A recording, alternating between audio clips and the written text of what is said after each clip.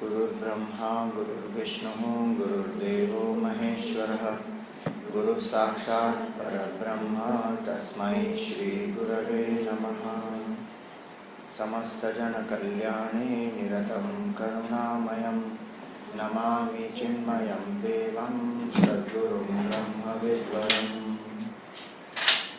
ॐ पार्थाय प्रतिबोधितां भगवता नारायणेन स्वयं व्यासेन ग्रथितां पुराणमुनिना मध्ये महाभारतम् अद्वैतामृतवर्षिणीं भगवतीम् अष्टादशाध्यायिनीम् अम्ब त्वामनुसन्दधामि भगवद्गीते भवद्वेषिणी। यं ब्रह्मा वरुणेन्द्ररुद्रमरुतः स्तुवन्ति दिव्यैस्तवैः वेदैः साङ्गपदक्रमोपनिषदैः गायन्ति यं सामगाः ध्यानावस्थिततद्गतेन मनसा पश्यन्ति यं योगिनः यस्यान्तं न विदुःसुरासुराः। देवाय तस्मै नमः देवाय तस्मै नमः।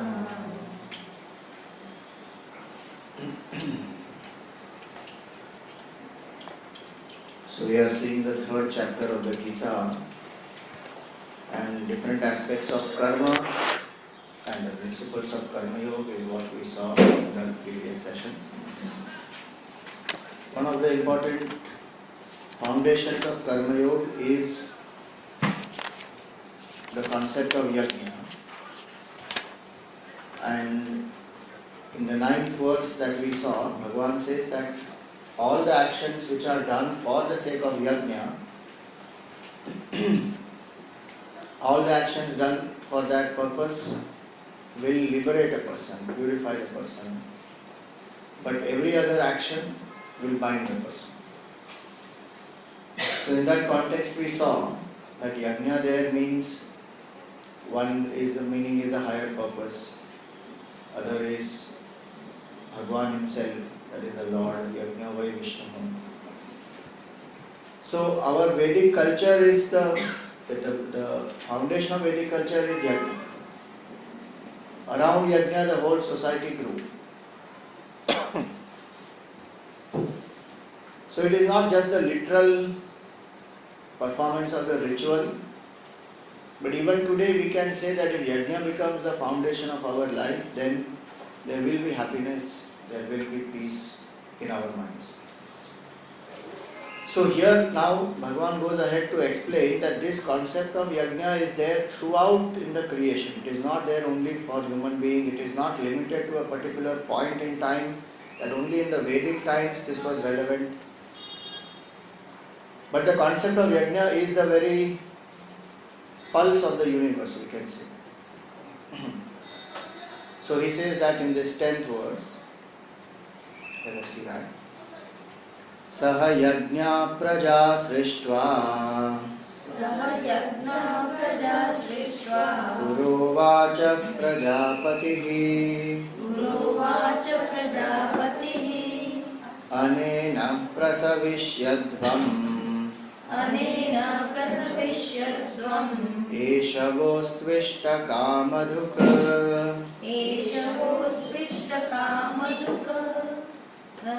So he says Saha yajna praja srishtva. Praja srishtva meaning when the creation was created.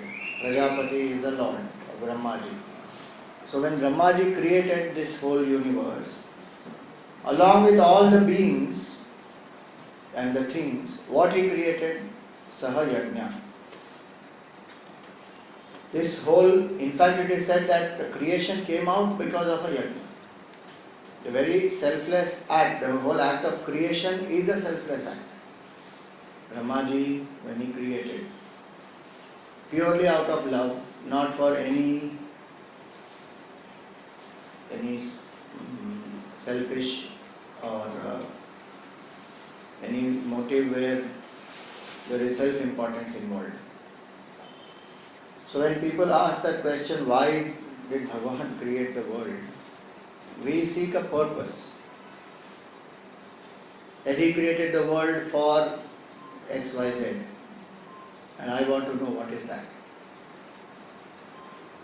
But from the standpoint of the Lord, if you see, it's the creation of love. It's an expression of his love, and he manifested as always. So Saha Yajna Praja Srishtva. In fact, if you see, there is a Vedic hymn called Purusha Suktam, in which it is said that this Purusha sacrificed himself to become all this. Meaning, not that he killed himself, but he himself manifested as all this. So the idea is Saha Yajna Praja Srishtva, Purovacha Prajapati. This knowledge of the whole concept of Yajna is there right from the time of creation. Why does he say that it is there from creation? Because not only the creation is an act of pure selflessness and love, but second also is that in the creation, everywhere we see that concept of giving, concept of selflessness pervading right now also. So it is not a concept of Vedic times, earlier days only. Even today you see so many things all around us. In fact, the nature, there is no selfishness there. There is giving, giving and giving. So the plants, the trees, the birds, animals, stars, sun, moon, rivers, all of them. There is a Subhashita which says, Paropakaraya phalanti vrikshaha. For the sake of benefit of others, the trees bear fruits. Paropakaraya vahanti nadyaha. The rivers flow for others. Paropakaratham idam shariram. This body is meant for service of others. Now why this has to be said to human being? Because we have a choice. And most often we choose to do things for ourselves only. Vedanta doesn't say don't do anything for yourself. Vedanta says don't do things only for yourself. That's a shell.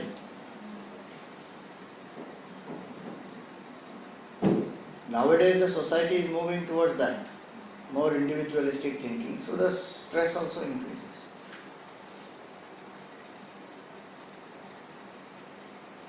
Earlier, if we have to take our picture, we need somebody else to take. Now there is something called selfie. We can take our own picture also.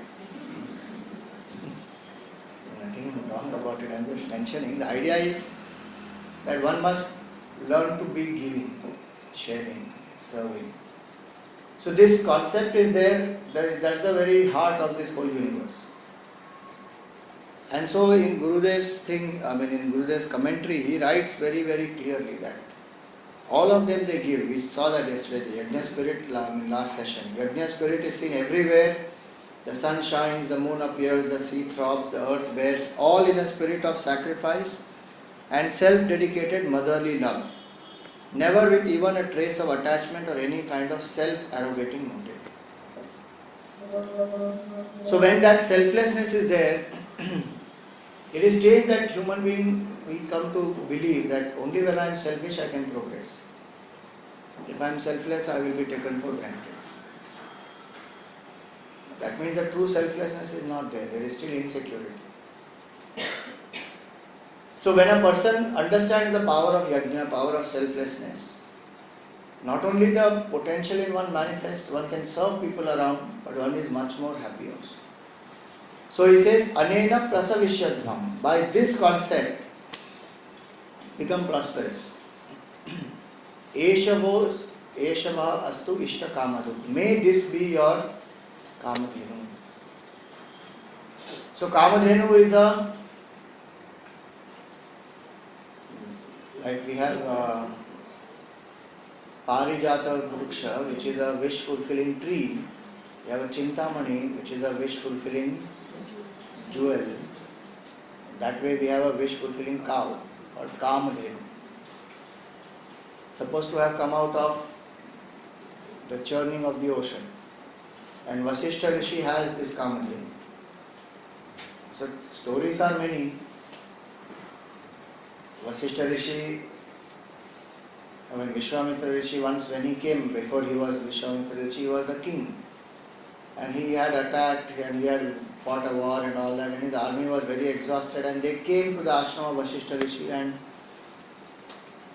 Vasishtha Rishi did not get disturbed at all that so many people have come.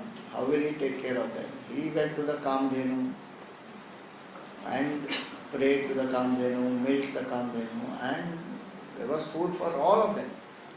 So the Vishwamitra Rishi got very, he was surprised that how come he has that and I am the king, I must own it. So he fought a whole war with Vasishtha Rishi to snatch away that Kamdhenu. So it's a wish fulfilling cow. So in our culture we have all these, wish fulfilling diamond, wish fulfilling tree, wish fulfilling cow. And so one thinks that if I do tapas, I should just get one of these. Just get one bus, my life will be very good. Vedanta is saying that wish fulfilling cow or a diamond or a tree is in each one of us. It's already there. The mind which is selfless gets that power to manifest anything that it wants. It appears contradictory to us. Only when I am selfish I will get what I want. If I am selfless I have to sacrifice a lot. But it is not like that. A mind which is selfless is a mind which is pure. The sankalpa in that mind will be so strong that it will manifest. And the mind which is where the ego is minimum, agitations are minimum, thought has tremendous power in that. Even one sankalpa is enough and to bring forth. In secret we learn that repeatedly I have to think the thoughts. And it will attract whatever I want to me. That's the power of repeated thinking. Vedanta goes one step ahead. It says you don't need to repeatedly think. You create selflessness in your heart. One thought which comes in your heart, in your mind, with that, in that selfless mind, that has the power of 1,000 times of selfishness, selfish thought. You don't have to think again and again and again. You think the Mahatma sits and think again and again. Because the mind has been made so selfless and pure. It is not preoccupied only with itself, and that is the power that is there in each one of us, which is the power of the Lord. Ichha Shakti is the power of Bhagavan in each one of us. But when we use it only for our self-gratification, then we are using that same divine power for very ordinary things. And that attachment that this should happen in this particular time makes us more anxious, more disturbed, so thought energy dissipates. But a mind which is selfless will not do all that. Hence he says, may this be your Kamadhenu. Meaning for each and every one this Kamadhenu is already there. That the person more and more selfless one becomes, more and more free one becomes, more and more the thoughts have that energy, because mind is conserved. Energy is conserved. One is not bothered about what people are thinking, why they are doing this to me. All that doesn't come. Mind is so clear, focused, calm. There is no victimization in the mind at all. I don't like this is unfair, this should not have happened to me, why this happened to me. All that is not there. It's all so much of, we suppose 2 days the maid doesn't come and the garbage bin is not emptied, what will happen? It will stink. The whole house will stink. And what do we do to clean the garbage up here? Forget 2 days. For years we carry that garbage in our head. Some bad memory, some hurt, some regret, something is carrying on. And even if it wants to go, and suppose we forget, again we remind ourselves. How can I forget? I can't forget. What he did to me, I will never forget. The greatness is not in never forgetting. Greatness is in forgiving and forgetting. Let go. Good for us. So the mind which is not selfish is not bothered by all these. So having said this, he says this concept of yajna is there all over in the creation. Everyone follows this law. It is just like following law of gravity. There is a law which is outside there. I must understand that law. And the beauty of a law is simple, It doesn't wait for my acceptance or non-acceptance. It is there. And it functions. Bas. Now it's up to me whether I align myself with that and function or I disalign myself. Same way, selflessness is the pulse of the universe. Bas. To the extent one aligns oneself to that, one will be very happy. Make others also happy. And to the extent one disaligns oneself, I don't know whether there is a word called disalign, but one does not align oneself with that or one goes against that nature, then there is disharmony, then there is misery. So now he goes ahead to explain that how through this yajna, not only yajna is the pulse of the universe, which is seen, but it is also the means to invoke that which is unseen. So you see that 11th verse which comes. Devan bhavayata nena te deva bhavayantu vaha parasparam bhavayantaha Shreya paramavapsyatha.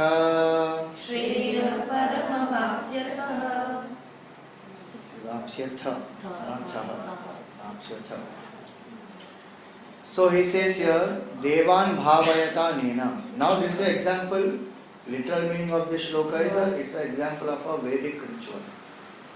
So in the Vedic ritual, there is a deity which is invoked. So example, one needs rain, so one invokes Indradeva. So there is a deity, and that deity is invisible to us. How to invoke that deity?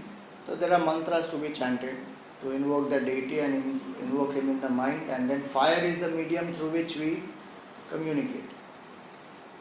So I always say that Agni Devata is the courier agent for all the other devatas.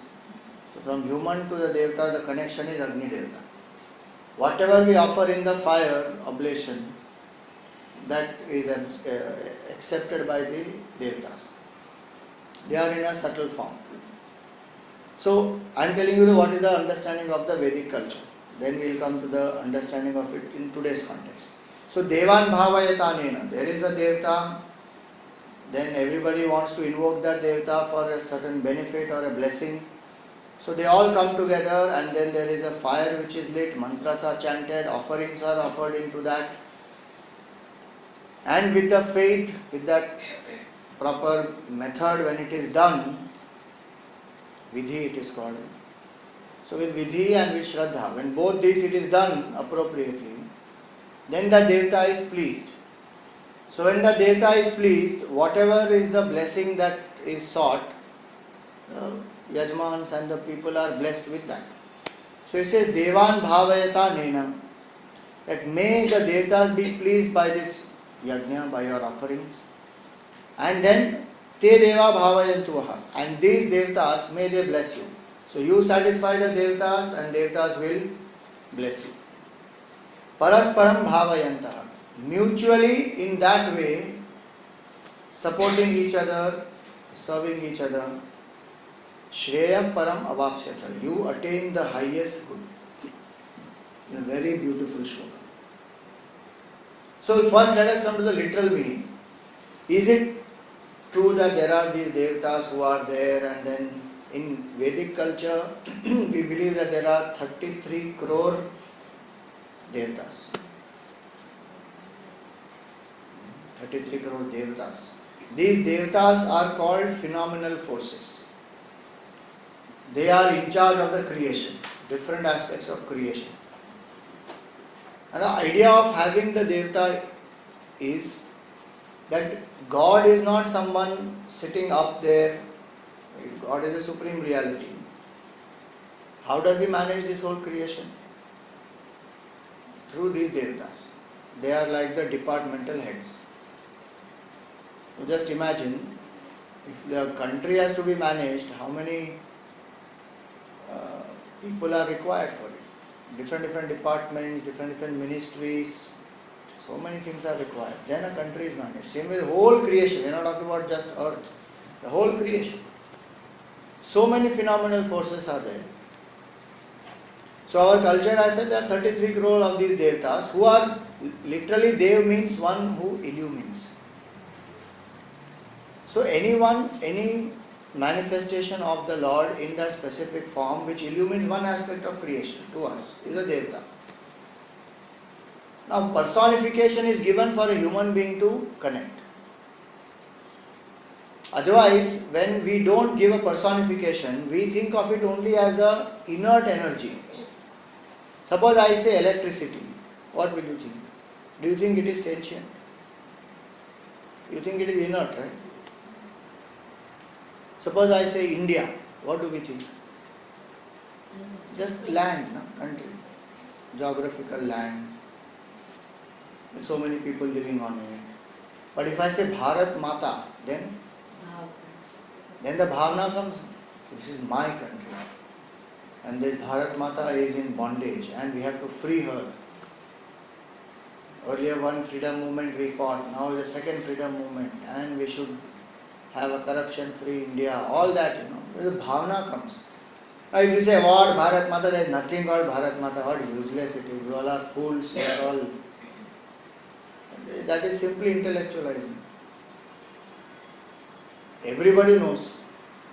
It's not that one is trying to fool anybody, saying that there is one Bharat Mata and actually she is in some chains, and then we have to cut that all. Same way, these devtas are there. They are phenomenal forces. The idea of giving a devta, that the concept of devta is to make us aware that the whole creation is sentient. It is not some jadavastu. Because when I see creation only as inert things, then I exploit the creation. So one of the things Gurudev used to tell us is very powerful line. He said, for the West, the creation, the world is an object, and hence one exploits. But for the East, the world is a being. The whole universe is one being. It's a Virat Purush. So idea is to make us aware that sentiency pervades the whole creation, and Bhagavan only pervades this whole creation. And he only manages it through all these devtas. But they are phenomenal forces, they have little powers. More power they have than human being, compared to infinity, small power, little. And they are governing, they do their duty. So Indra is a position. Same way, Agni, Vayu, Varuna, all these are positions. And meritorious jivas, they go there. That's why you will see Indra also having jealousy. You will see even, they have all so-called politics. The idea is only to make one aware that there is a position there and there is power that is there, and through that the creation is created. So not to think of creation as something inert, not to think of creation as something which is just a thing. So now when mantras are chanted and the devtas are invoked and they bless, does it really happen? Do you think it happens? Or it just some superstition that we are just putting something in the fire, and there are enough so-called intellectuals who will say this is all creating pollution. You are burning the firewood, then you are putting so many things in that, then you are putting the ghee. Why don't you offer this to a poor person? This is simply creating pollution. But this AC also is creating pollution. Tubelight also is creating. Fridge also creates. Car also creates. Everything creates. If I am so concerned about pollution, I should not do any of this. And if you actually see the things which we offer in that, there are scientific experiments conducted now, that all those things which are offered in that, the cow dung is there, and then the jaw is there, and the til is there, and the navdhanya which is there, ghee is there, all that creates purificatory, it destroys the germs and many things happen with that. So to intellectualize and dismiss is very easy, but to understand its significance one has to look into it and why it was done, what is its benefit. Whichever devata we are invoking, please remember it is not the ritual, and this applies not only to this Vedic ritual, it applies to anything, whether you do japa, whether you do puja, whether we do upvas, whether we dedicate a mantra chanting to somebody's recovery. What actually blesses? The bhavana connect. Shraddha. My Shraddha, my Bhavana, then the vibration created by it, all that is, we would say it is secondary.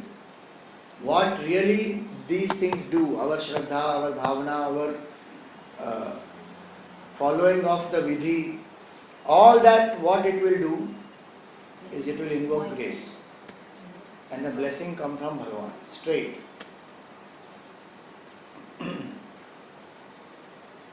Because all these devatas, all the offering actually goes to the Lord only. So it is not just the ritual that blesses. It is Bhagavan who blesses. And the Lord's grace, when it is invoked, whatever one seeks will manifest. So when we do a ritual, suppose you do a Gayatri Havan. Nowadays the Vedic ritual has got limited to Gayatri Havan or Vastu Havan or this Navagraha Havan they do and Ganpati Homa. Few of these only. Very few people actually do Agnihotra, which is the Vedic tradition that every day a Grihastha is supposed to do Agnihotra. So Devatas, when we invoke, whether through a Havan or we invoke the Lord through a Puja, Japa, etc., that also gives us this subtle intellect to have the Shraddha in that which I don't see, but which I know that is there. Because the whole creation is going on in such a beautiful way, there has to be a sentient entity behind it. How do I connect to it? So then there is a Devata or there is Ishta Devata, there is a personification. So what I see only I believe, that is gross intellect. Such a person is called as a Pashu. Who is a Pashu? Pashyati iti Pashuhu. One who believes only what one sees is a Pashu. But one who is able to use the intellect and connect to that which is unknown, through one's own Shraddha, through one's own thinking, through one's own understanding, that yes, there are these phenomenal forces and there is a Devata, meaning there is a Supreme Lord manifesting in this form and I can connect. So once I know that, it's like scientists invoking the power of a scientific law of gravity or the power of the ocean, the power of the water. We go one step ahead. Not only we invoke these powers through the manifest form, but there is an unmanifest cause behind it also, which we call as a Devata. So there is a one Devata, there is Ganga Mata and there is Bharat Mata and everything is personified. That trains the buddhi. That what I see is inert and it is gross, but this is not the only reality. There are certain things which are subtler also, which are there behind it, behind what I see. So one is that Vedic ritual when it is done, even today if you do a ritual that way, it will still give you that fruit. It is not that it won't. So one understanding is that example of Vedic ritual is given by Bhagavan here to make Arjuna understand that you satisfy the Devatas, the Devatas satisfy, bless you and mutually work together, be in harmony with the creation and get whatever you seek. Second meaning of this is Deva. So one meaning of Deva is the Devata that you saw. Second meaning of Deva is our senses, because the senses illumine our world for us. Through the eyes, the form is illumined. Through the ears, the sound is illumined. That way all the senses illumine the world for us. So each and every act of perception is a yajna. What I am seeing, I am offering the oblation of the objects into the fire of my own perception. What I hear, what I speak, what I eat, what I touch, what I smell, everything is an act of yajna. So we offer the oblations to our senses. The senses bless us with the knowledge of sight, sound, smell, taste, touch.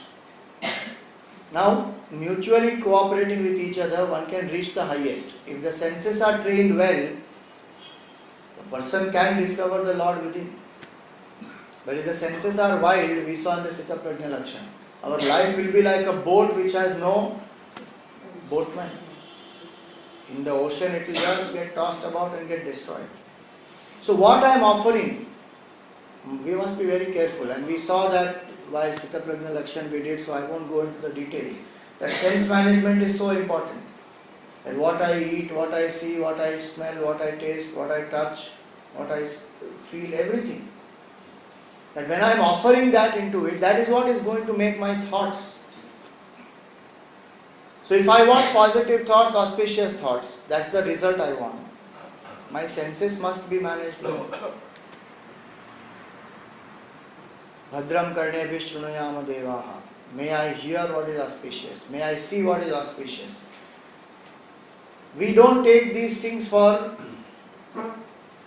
its face value and apply, and then we wait for some other tip to, what we can say, spiritually enliven our lives. Sense management, how many of us actually practice? When we start doing, then we start managing our mind well. That what is harmful you deny, choose what you take in, all that which we saw, delay gratification, be in moderation. So every action is an action of yajna. Every perception which we do is an act of yajna. And one should be very alert to that. Because if I cooperate with my senses and train them well, these senses have so much of power. This applies in the secular world also, I am telling you, not only in spiritual world. If I increase my power of observation, my capacity to listen, my power of speech, these senses have so much of power, but we don't know how to harness this power. So he says, parasparam bhavayanta, you mutually support each other. Taste, the power to cultivate taste. We don't consciously cultivate taste. What we have grown up with, we keep eating that, we keep exploring a few things, we work with likes and dislikes. But consciously the power of taste, the power of touch. So when we start cultivating this, what is the oblation required, what is the appropriate thing to be offered, all that when it is done, senses are managed well. These senses will help. Memory will be also very sharp. Once you have to observe, you just think about it. You know, Vivekananda ji had that capacity that once he reads a book, he doesn't have to read that book again. Today in this age of competition, they have what they call as fast reading. They have to finish volumes of books. And they encourage what they call photographic memory. So the pictures are imprinted on the mind. Rather than remembering point that way, the whole picture is remembered. Okay, in this page there are 6 points, in this page there are 4 points. Like that one remembers. Then if you can make associations of pictures with it, then you can do that also. So pictographic memory is encouraged. So this is cultivating the power of perception, which will help the memory. Listening. How many obstacles are there in listening? Past memories keep coming, filtered listening happens. Sometimes we don't listen only and we hear what people have not even said. Funny things happen. Because I want to hear that. So all those things when we cultivate, parasparam bhavayanta shreya paramavapseta. One will benefit like anything. So one meaning of devta is devtas. Second meaning of deva is senses. So when we say Gita in practice, we have to understand that in my practice of my upasana or my puja or my havan or japa, I must have that shraddha that this is invoking the divine, and this will bless me. How many people do that with that Shraddha? Because that is the key. In any spiritual practice, Shraddha is the backbone. If I am not getting the results, one of the main reasons is Shraddha is lacking. Increase that Shraddha. Shraddha comes with knowledge and clarity and conviction.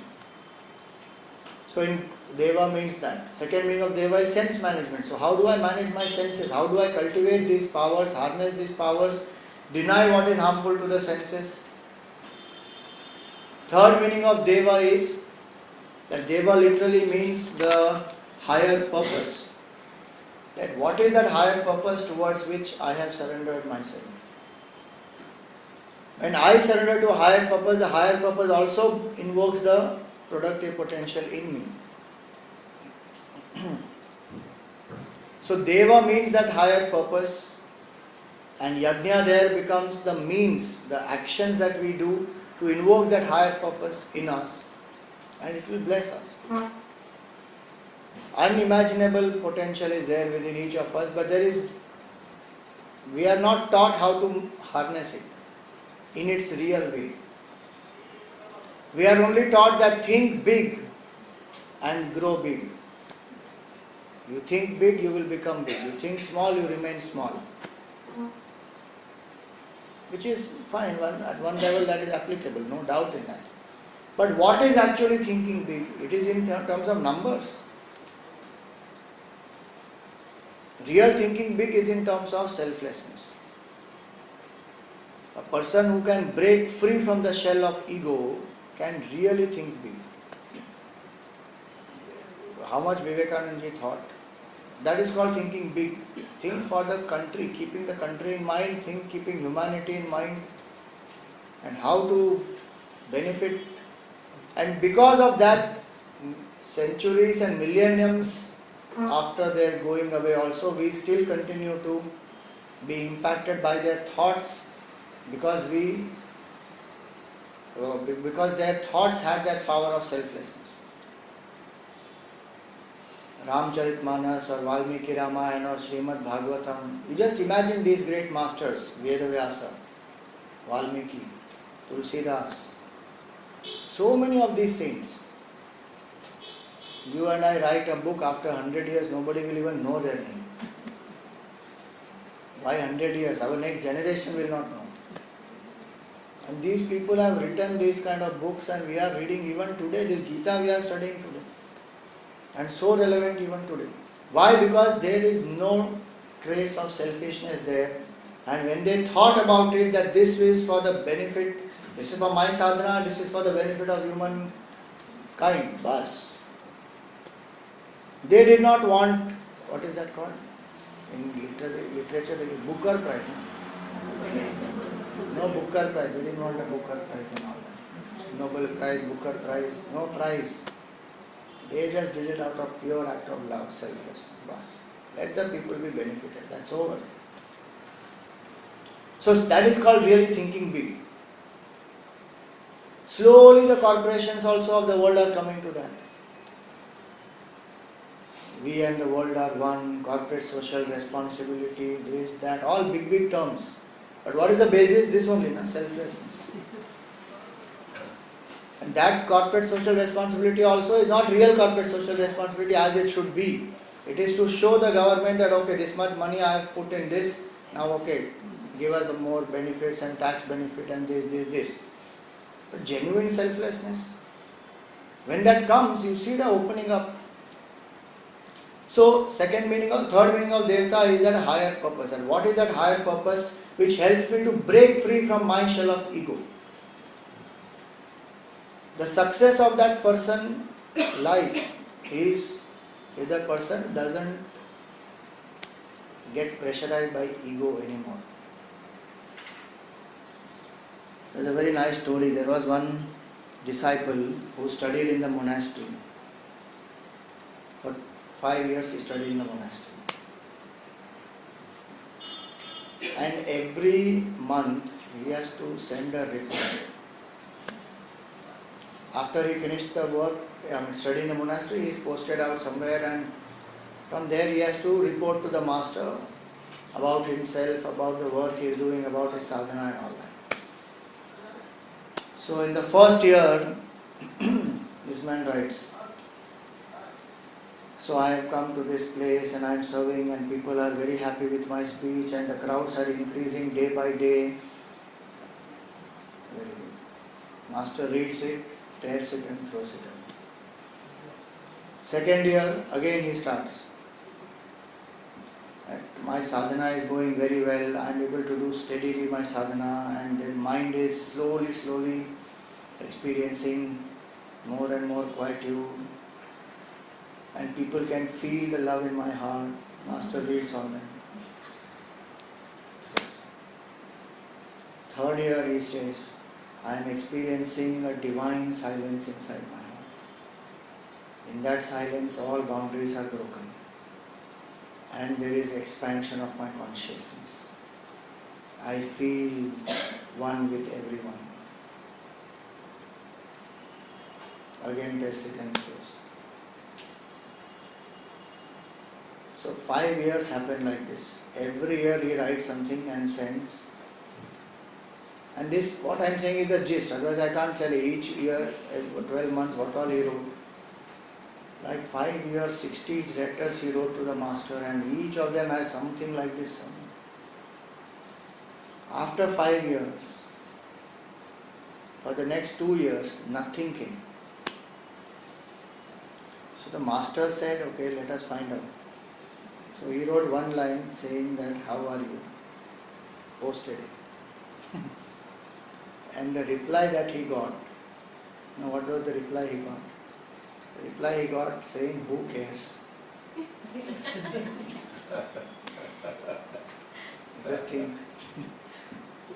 Who cares? That I is gone. What I, which I. Not that who cares that you tore away my letter and threw away. Don't take it like that. Who cares? Meaning, the purpose of that spiritual evolution was that this I, if I forget myself, self-forgetfulness is the secret of all success and achievements and happiness. That is thinking big. Retaining this small ego, how much big will I think? Fundamentally still limitation only, small ego. That is strong. And that small ego must think big.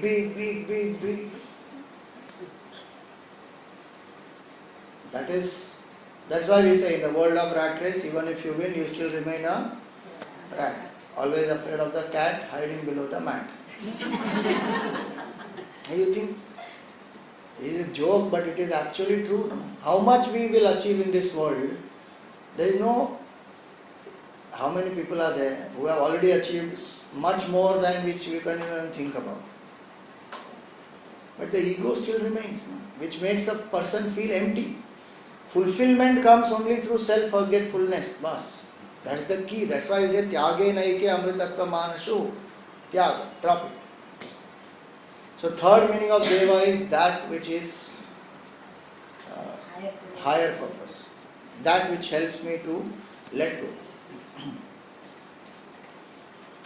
So one is the Devta, second is the senses, third is the higher purpose. These are three meanings of the word Devta.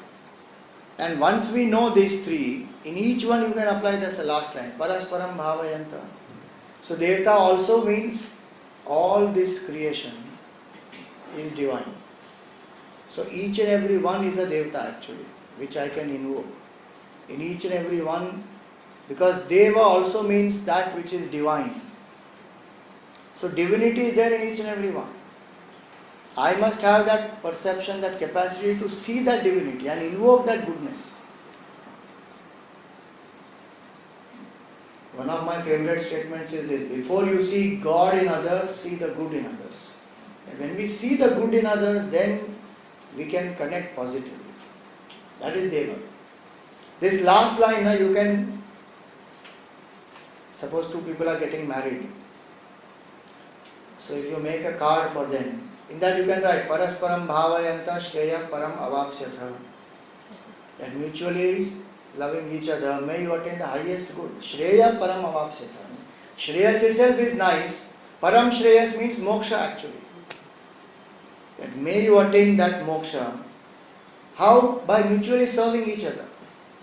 Not by saying that you did not love me like this and you did not give me like this and you didn't bring the rose on that day and you didn't bring the... Then what is the point? One should forget oneself in that love. You can say this to a team also. Parasparam bhavayanta. Mutually cooperate with each other. So that cooperative endeavor for a selfless cause is called as a yajna. Sink the differences. For the sake of the cause, if the differences can be sunk, one comes together, that is actually called yajna spirit. Unfortunately, this is the basis of Indian culture, the Vedic civilization, but we are not able to live there. That's why we are in the condition where we are today. When people say that so much of spiritual knowledge is available, why there is so much of suffering and corruption and all that in our country even today? The reason is because we don't do this. We don't sink our differences for the common cause. We maintain our differences. We want our own self-importance. So I am more important than the cause, then it's over. It's just like any other ordinary life. Country is more important or individual is more important? Or a party is more important? Nothing is more important than a country. Now just imagine, India 2020 is a vision which was given by Dr. Abdul Kalam long back. When he became the president, much before that itself he gave that vision. If all the parties would have united for India 2020, what would have been our country today? We would have achieved that vision 2020 by 2020. We keep fighting only. Keep pulling down each other. That's why the example is given of the crabs. This crab, if one crab tries to rise, other crabs will come together and pull that fellow down. Just like that our country works. So the reason why this spiritual knowledge is not blessing is not the fault of the knowledge, it's the fault of the heart in which this knowledge is there. And that heart is not selfless. That heart wants recognition. It's like that student. If everyone comes to that point to say that, who cares? Cause is more important to me. I have dissolved myself in that cause. At the country level, it may be difficult to us, but wherever we are, can we start practicing by ourselves? I have a difference of opinion with, let us say, my mother-in-law. For the harmony of the family, can I let go? It is not a question of who is right and wrong. Sometimes it is not that question. Sometimes it has to be that one has to hold on to that, but sometimes it has to be that it doesn't matter. Why do I have to prove that I am right? Doesn't matter, let go. Even if I am right, let go. Why are the Pandavas not ready to let go? After all the atrocities which were committed against them, were they not ready to let go, saying it doesn't matter. Peace is the ideal which is more important. It's not about my kingdom, your kingdom. It's about family harmony also. We don't want to fight our own relatives just for the sake of property. The name of the family, the example we are setting as the king and the princess is very important to the society also. So all that keeping in mind, they were ready to say, okay, let go, just give us even one house, it's enough, we don't want the kingdom. So it's not about ego, it's not about proving right. Pandavas were always right. And it was evident that Kauravas were wrong. But they didn't go on to prove that, look, we were right. That is called self-righteousness. We are right because it's our dharma to be right. I don't have to prove to anybody that I am right.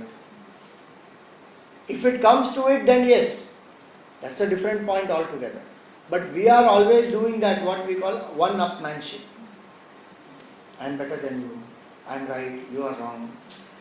That is where one is stuck in that ego part.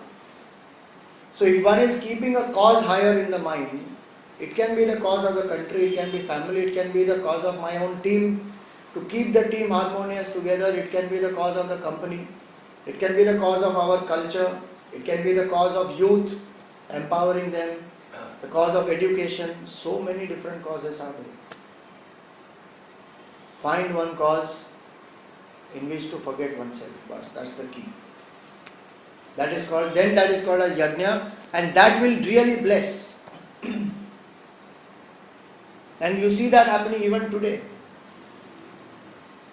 Some of the states where they are really interested in development of that state, are they not able to do?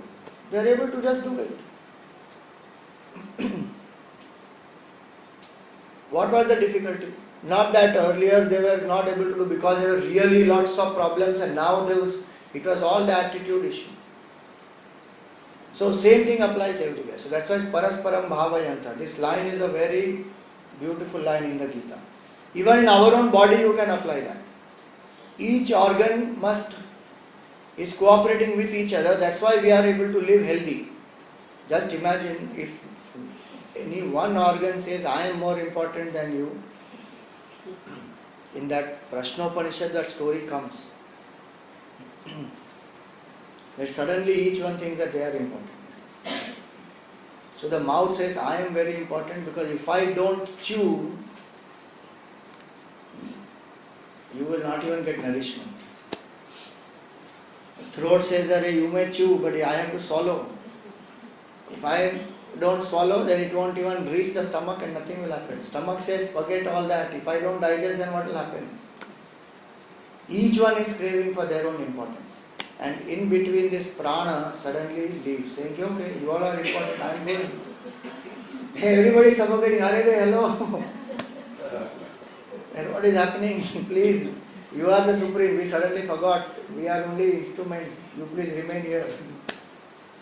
Same way, you just think about it. That story is a simple story. But the prana, the life force in us, the divine nature in us, that is that because of which we are alive. And we have forgotten that only. And each one is asking, I am important, that is important. So it says, parasparam bhavayanta shreya paramavachati. Mutually cooperating with each other, attain the highest good. So now when the Devata will bless, then what happens? The result which comes is shared by everybody. That is the beauty of a yajna. That one common goal, everyone comes together, work towards that, and when the result comes, everyone is enjoying the result and everybody is happy. It's not one or two people who get their importance. So that is in the 12th verse he says, Ishtan bhogan hivo devaha dasyante yajna bhavitaha. When they are pleased with the yajna, they bless, the devatas will bless you with whatever you seek.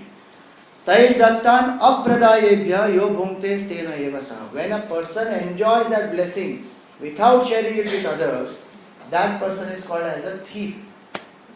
This is the definition of a thief in the Gita. What is the definition? Not that you go and steal quietly in somebody's house or somebody's office where they don't know. But he says here that a person who does not share the benefit physically, emotionally, spiritually, whatever has come, one needs to share the blessing. Socialism, no, that is.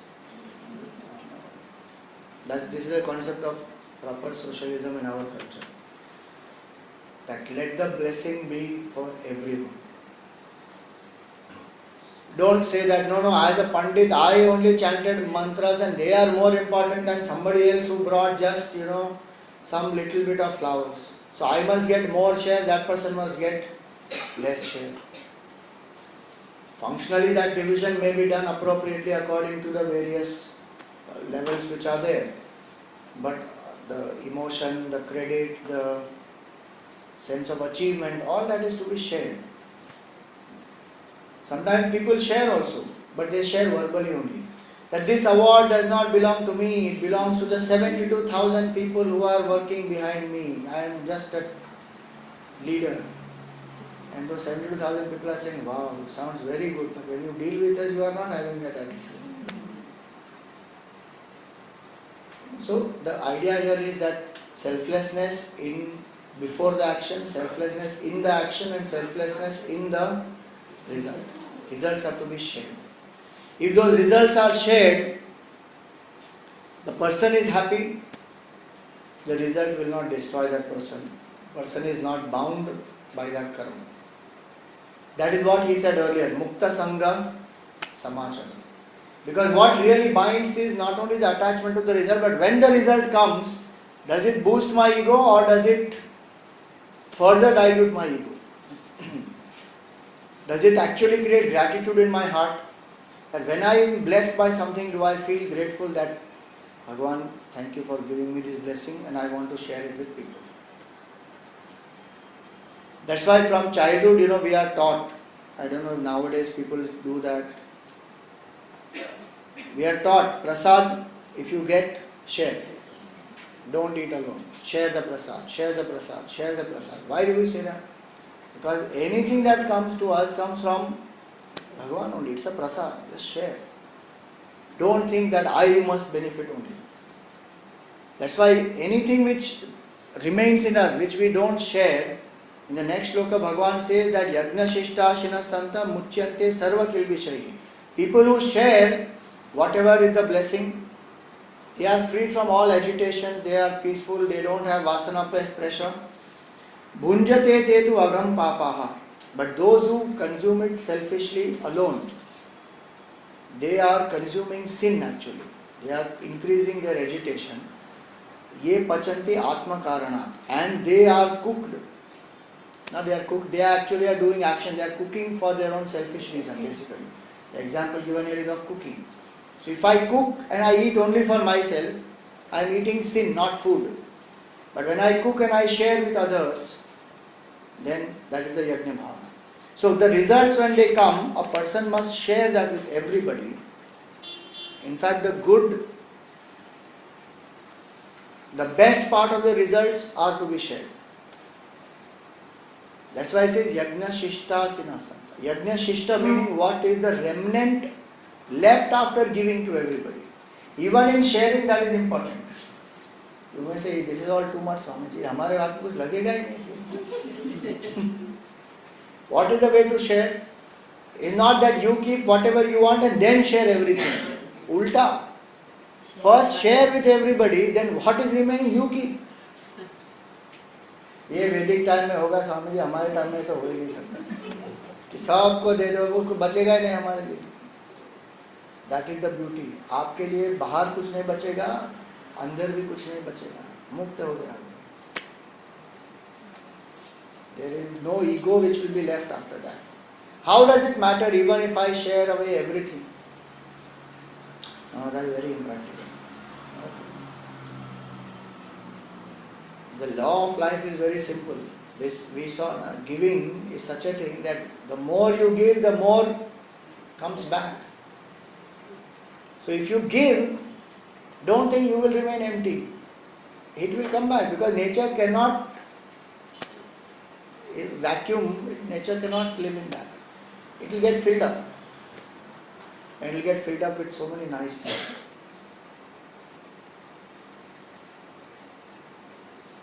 And one will be more happy also. So whether it is love, whether it is money, whether it is time, whether it is knowledge, give. Achievement, success, keep giving, keep sharing. So today we stop here. So this concept of yajna in 3rd chapter, that gets done. Now tomorrow we see certain aspects of leadership which are given in this 3rd chapter and the secret of success. And last day we will see about raga and dvesha and how they operate in us and how to get over them. So that's the essence of 3rd chapter. Om Purnamada Purnamidam Purnat Purnamudachyate Purnasya Purnamadaya Purnameva Shishyate. Om Shanti Shanti Shanti. Hari Om Shri Gurubhyo Namaha.